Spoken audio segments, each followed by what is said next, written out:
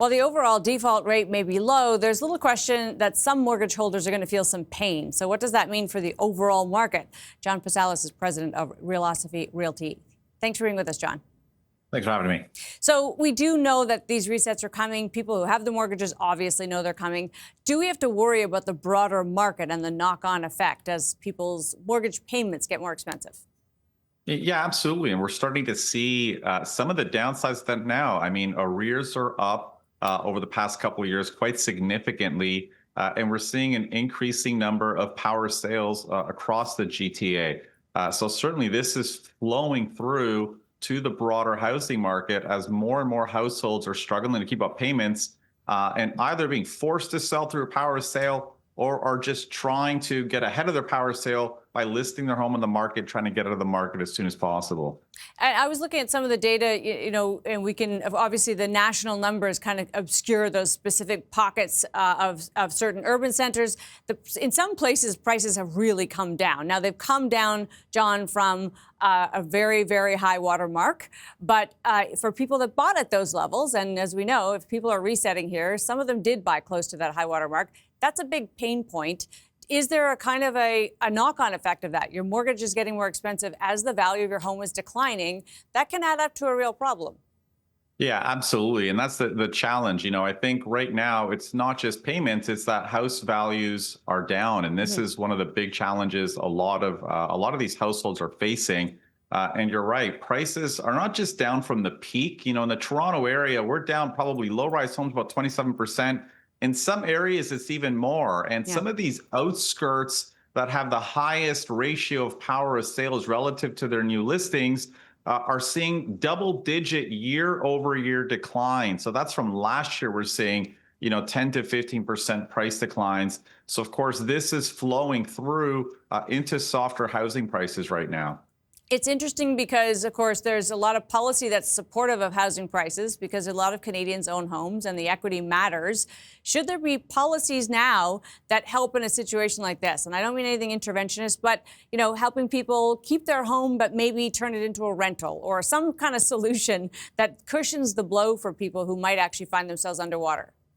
The challenge with that is there are two issues. I mean, certainly on the one side, it is the existing homeowner who, in most cases actually have equity in their home. This isn't like the U.S. financial crisis where people buying zero down. Most of these owners have equity. They just can't keep up with their payments. And unfortunately, this is not like a short-term issue the way we saw in COVID. This has been going on for quite some time, and now it's starting to really weigh on households. The other side effect, the other issue is that demand is pretty much at 20-year lows. And this is, of course, what is weighing on the market. We have a very high volume of active listings. We have very low demand because a lot of buyers are anxious about buying in today's market. So I don't know if there are any great policy tools that can really address the dynamics we're seeing today. I mean, you talk about some of the declines we've already seen. What's the worst case scenario in your view? How far could prices fall?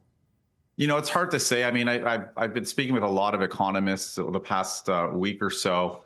And, the most pessimistic scenario is that, we're going to continue to see a double-digit decline over the next year. When the market recovers is anyone's guess. But I think the sentiment is that, next year is going to be a relatively soft year because we're going to continue to see a higher number of arrears, higher number of power sales. And again, part of this is buyer sentiment. When do buyers feel comfortable to jump back in the market? They're seeing prices decline, and until they see some stability, we're going to see really, really soft sales volumes. And I guess we've only got like 10 seconds, but could you put a time frame on when you think a market like this bottoms out? Potentially the second half of next year, if rates kind of stay low, if we're below 4%, buyers are feeling more confident. Again, it really depends on the economic conditions as well. John, always good to have your expertise. Appreciate it. Thanks for having me. John Pasalis, president of Realisophy Realty.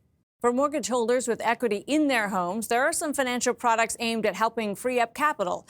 Shael Weinreb is CEO of the Home Equity Partners. Shael, thanks for being with us.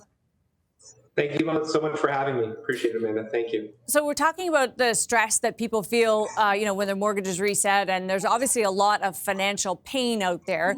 In terms of the product that you have and who it's designed for, who do you consider the right customer for it? Yeah, no, I think that's a great question. I think it's really anybody that's sort of experiencing financial stress, to be honest with you.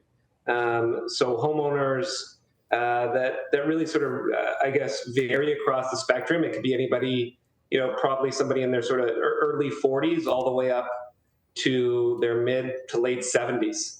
I think everybody, financial stress doesn't discriminate. And so, people, depending on where they are in life, experience different financial pressures. And I think, from an age perspective, it really caters to the entire spectrum. And, just to kind of put it as simply as we can, basically your home equity takes a piece of the ownership of the house. You get paid out one day when the house is sold based on the appreciation. If it doesn't appreciate, you don't get paid out. Am I getting that right? Yeah, I think it's really designed to be a program where we create alignment with the homeowners. And so if the house goes up in value, we both win. Conversely, if the house goes down in value, we both lose. So to the extent that the homeowner experiences wins, we sort of win alongside them. And if the house stays stagnant and doesn't appreciate or really depreciate and stays flat during the term of the relationship, then all we would expect back is our initial investment and nothing more. And Shael, why would I do a deal with you instead of a straight up home equity loan? So I think there's truly a couple of reasons for it. One is because not everybody is able to qualify for a traditional home equity loan. Banks, as we all know, are fairly conservative in this country and have strict lending criteria. Our underwriting criteria is a little bit more holistic and entrepreneurial than sort of some of the traditional lenders. And that's really what inspired this in the first place, is not only my father, but other people I knew were being rejected from some of the Schedule A, even Schedule B banks when trying to take out a home equity loan. So people always say, oh, why go with a HESA, which is our flagship product, a home equity sharing agreement? Why go with a HESA when you can just qualify for a traditional loan? It's not that simple. And so that's number one. And even if you do qualify for a traditional loan, the other burden that you would have moving forward is a carrying cost associated with the loan. Right. So, that could range anywhere between $600, $700, $800 a month. When you're really living sort of close to the edge and paycheck to paycheck in some cases, being able to come up with another $800 a month to service a monthly interest payment could be really difficult. And with our product, there are no monthly payments during the duration of the relationship. So it's easier, I think, to maintain than a traditional loan. So good to have you for this, Shael. Appreciate your time. Thank you. Thank you so much, Amanda. It was great to be here. Shael Weinreb is the CEO of the Home Equity Partners. Coming up, cushioning the blow of a changing job market, the Minister of Jobs and Families is here. But first, the European Union has fined several big designer brands for imposing specific pricing on retailers. Antitrust regulators said Gucci, Chloe, and Loewe put restrictions on retailers, specifically prohibiting them from dropping prices beyond what the luxury brand specified and limiting the duration of sales period. The $180 million fine is intended to send a message about what we're not totally sure, since the real victim here are the shoppers of luxury goods. And all three stopped the policies when the investigation started back in 2023. We can't help but think this is a very good example of a champagne problem. We're back after this.